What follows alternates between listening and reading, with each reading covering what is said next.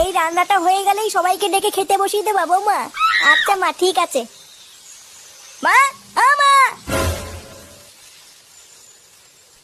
এই বাঞ্চতটা এখানে কেন এসছে? তুই কার কথা বলছিস? এই যে মাসিমা, আমার কথা বলছি গো। আপনার ছেলেটা না খুব দুষ্টু, একটু ইয়ার কিউ বোঝে না বাবা গো বাবা। হ্যাঁ গো, তুমি আমার ভাইকে গালাগালি দিলে। বাড়াতে গালাগালি দেবো না তো কি দেবো? ও বলছো তার বাল, বাড়া আমাকে ঘরে একা পেয়ে আমার প্যান্টের ভিতরে হাত ঢুকে দিয়েছে। মা গো মা, জামাই বাবু তুমি অত রেগে যাচ্ছ কেন?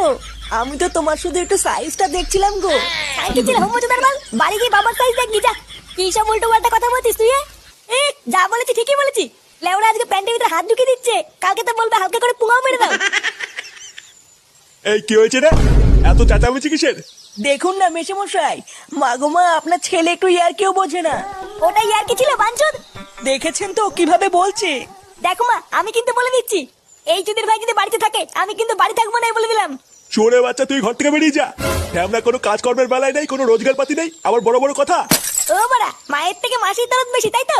বাড়া এখন তো দেখছি আমার থেকে এই বাড়িতে হোমোচোদার দাম বেশি।